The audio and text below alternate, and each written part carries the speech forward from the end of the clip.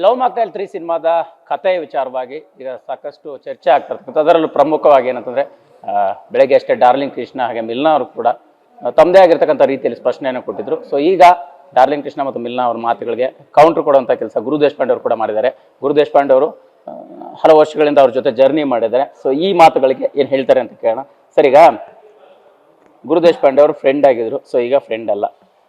Darling Krishna ಅವರು ಈ ಮಾತು ಬೆಳಗ್ಗೆ ನಿಮಗೆ ಪರ್ಟಿಕ್ಯುಲರ್ ಆಗಿ ಜರ್ನಿ ನೆನೆಸ್ಕೊಂಡಾಗ ಹೇಗೆ ಅನ್ನಿಸ್ತು ಅಂತ?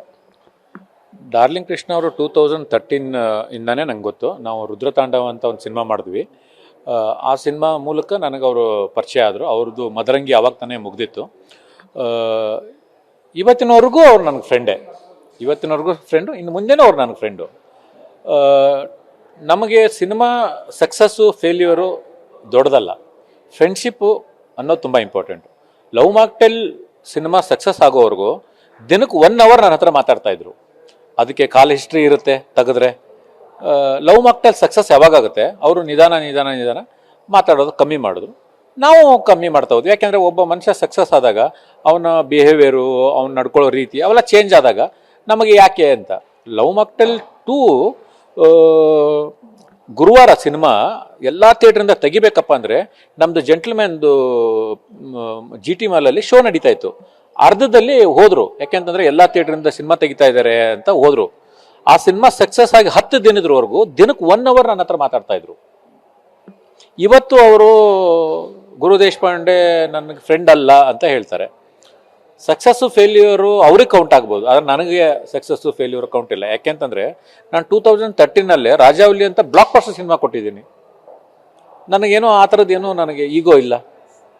ಸರ್, ಈಗ ಪರ್ಟಿಕ್ಯುಲರ್ ಲವ್ ಮಾಕ್ಟೈಲ್ ಸಿನಿಮಾದ 3 ಸಿನಿಮಾದ ಕತೆ ನಿಮ್ಮ ಪ್ರೊಡಕ್ಷನ್ ಅಲ್ಲಿ ಆಗ್ಬೇಕಾಗಿತ್ತು ಅಂತದ್ದು ರಾಘವೇಂದ್ರ ನಾಯಕ್ ಅವ್ರು ಬರೆದಿರ್ತಕ್ಕಂಥ ಕತೆ ಅನ್ನೋಂಥದ್ದನ್ನ ಇದನ್ನ ಈಗ ಪ್ರೂವ್ ಮಾಡಕ್ಕೆ ಹೇಗೆ ಹೊರಡ್ತೀರಿ? ಯಾಕಂತಂದ್ರೆ ಅವ್ರ ಕತೆ ಅಲ್ಲ ಅಂತ ಹೇಳ್ತಾರೆ, ಜೊತೆಗೆ ಡೆಫಾಮೇಷನ್ ಕೇಸ್ ಹಾಕ್ಲಿಕ್ಕೆ ಕೂಡ ತಯಾರಾಗಿರ್ತಕ್ಕಂಥದ್ದು ನಿಮ್ಮ ಮೇಲೆ.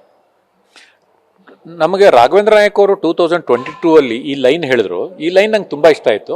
ಇದನ್ನು ಒಂದು 8 ತಿಂಗಳು ನಾವು ಈ ಲೈನ್ನ ಡೆವಲಪ್ ಮಾಡಿದ್ವಿ. ಡೆವಲಪ್ ಆದಮೇಲೆ ಸುಮಾರು ಜನ ರೈಟರ್ಸ್ಗೆ, ಆಕಾಶ್ ಶ್ರೀವಾಸ್ತವ್ ಅಂತ ರೈಟರ್ ಇರ್ಬೋದು, ಅದಾದಮೇಲೆ ರಘು ಕೋವಿ ಅಂತ ರೈಟರ್ ಇರ್ಬೋದು, ಅದಾದಮೇಲೆ ಮಹಾಂತೇಶ್ ಹಂದ್ರಾಳ್ ಅಂತ, ಈ ಥರದ್ದು ಸುಮಾರು ಜನ ರೈಟರ್ಸ್ನ ನಾವು ಕರೆದು ಈ ಕಥೆಯನ್ನು ಡಿಸ್ಕಷನ್ ಮಾಡಿ ಅದರಿಂದ ಔಟ್ಪುಟ್ ತೊಗೊಂಡು ನಾವು ರಮೇಶ್ ಅರವಿಂದ್ ಸರ್ಗೆ ಕತೆ ಹೇಳಿದ್ವಿ. ಅವರು ಕತೆ ಕೇಳಿ ಇನ್ನೂ ಸ್ವಲ್ಪ ಬೇರೆ ಸ್ಟ್ರಾಂಗ್ ಇನ್ನೂ ಪಾಯಿಂಟ್ ಏನಾದ್ರು ಮಾಡ್ಬೋದಾ ಅಂತ ಕೇಳಿದ್ರು. ಮತ್ತೆ ತಿರ್ಗಾ 2 ತಿಂಗಳ ಟೈಮ್ ತೊಗೊಂಡು ಮತ್ತೆ ತಿರ್ಗಾ ಒಂದು ಸೆಕೆಂಡ್ ಹಾಫಲ್ಲಿ ಒಂದು ಲಾಯರ್ ಪಾತ್ರ ಬರುತ್ತೆ. ಈಸ್ ವೆರಿ ಸ್ಟ್ರಾಂಗ್ ಪಿಲ್ಲರ್ ಥರದ್ದು ಅದಕ್ಕೊಂದು ಉಪಕಥೆಯನ್ನು ಕ್ರಿಯೇಟ್ ಮಾಡಿ ಒಂದು ಕ್ಯಾರೆಕ್ಟರ್ ಮಾಡಿ ಹೋಗಿ ರಮೇಶ್ ಸರ್ ಕತೆ ಹೇಳಿದ್ವಿ. ತುಂಬ ಚೆನ್ನಾಗಿ ಬಂದಿದೆ ಕತೆ ಅಂತಂದ್ರು. ಆದರೆ ಅದು ನನಗೇನು ಆಯ್ತಂದ್ರೆ ರಮೇಶ್ ಅರವಿಂದ್ ಸರ್ ಜೊತೆಗೆ ನನಗೆ ಶಿವಣ್ಣ ಅವರು ಆ ಲಾಯರ್ ಪಾತ್ರ ಮಾಡಿದರೆ ಚೆನ್ನಾಗಿರುತ್ತೆ, ನಮ್ಮೂರ ಮಂದಾರವೇ ಆದಮೇಲೆ ಅವರಿಬ್ಬರನ್ನು ಸೇರಿಸ್ಬಿಟ್ಟು ಸಿನಿಮಾ ಮಾಡೋಣ ಅಂತ ಮಾಡಿದ್ವಿ. ಆವಾಗ ಅದು ಬಜೆಟ್ ತುಂಬ ಬೇಡಕ್ಕೆ ಸ್ಟಾರ್ಟ್ ಆಯಿತು. ಅವರಿಬ್ಬರು ರೆಮ್ಯುಂಡೇಷನಿಂದ ಹಿಡಿದು ಎಲ್ಲ ಜಾಸ್ತಿ ಆಗ್ತಾವಿತ್ತು. ಆವಾಗ ಸರಿ, ಓಕೆ, ಬೇರೆ ಏನೋ ಪ್ಲ್ಯಾನ್ ಮಾಡೋಣ ಅಂತ ನಾನು ಡಾರ್ಲಿಂಗ್ ಕೃಷ್ಣ ಅವರಿಗೆ ಕತೆ ಹೇಳಿದೆ. ಅವ್ರು ಹೇಳ್ತಾರೆ 2 ನಿಮಿಷ ಕತೆ ಕೇಳಿದೆ ಅಂತ ಹೇಳ್ತಾರೆ. ನಾವು ರಮೇಶ್ ಅರವಿಂದ್ ಸರ್ಗೆ 2 ಅವರ್ ರೀಡಿಂಗ್ ಕೊಟ್ಟಿದ್ದೀವಿ, ಇವ್ರಿಗೂ 2 ಅವರ್ ರೀಡಿಂಗ್ ಕೊಟ್ಟಿದ್ದೀವಿ. ನಾವು ಅವರು ಅಪಾರ್ಟ್ಮೆಂಟ್ ಇರುತ್ತೆ, ಆ ಅಪಾರ್ಟ್ಮೆಂಟಲ್ಲಿ ಸೆಕ್ಯೂರಿಟಿ ಚೆಕ್ ಇರುತ್ತೆ. ಸೆಕ್ಯೂರಿಟಿ ಎಂಟ್ರಿ ಎಷ್ಟು ಗಂಟೆಗೆ ಆಗಿದ್ದೀವಿ, ಎಕ್ಸಿಟ್ ಎಷ್ಟು ಗಂಟೆಗೆ ಆಗಿದ್ದೀವಿ ಅಂತ ಸೆಕ್ಯೂರಿಟಿ ಚೆಕಿಂಗ್ ಇರುತ್ತೆ, CCTV ಚೆಕ್ ಇರುತ್ತೆ. ಪ್ರತಿಯೊಂದರಲ್ಲೂ ದಾಖಲೆಗಳಿರ್ತವೆ. ಎಲ್ಲ ದಾಖಲೆಗಳನ್ನು ಇಟ್ಕೊಂಡು ಕೋರ್ಟಿಗೆ ಹೋಗ್ಬೇಕಂದ್ರೆ ಕೋರ್ಟಲ್ಲಿ ಪ್ರೂವ್ ಮಾಡೋಣ ಇದನ್ನು.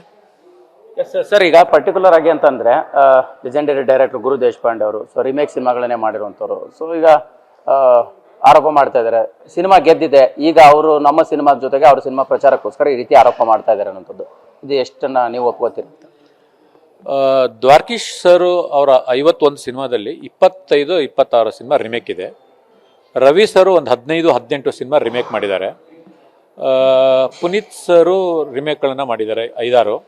ಯಶ್ ಅವರು 2 ಸಿನಿಮಾ ರಿಮೇಕ್ ಮಾಡಿದ್ದಾರೆ, 3 ಸಿನಿಮಾ ರಿಮೇಕ್ ಮಾಡಿದ್ದಾರೆ. ಸುದೀಪ್ ಸರು ಒಂದು 10 ಸಿನಿಮಾ ರಿಮೇಕ್ ಮಾಡಿದ್ದಾರೆ.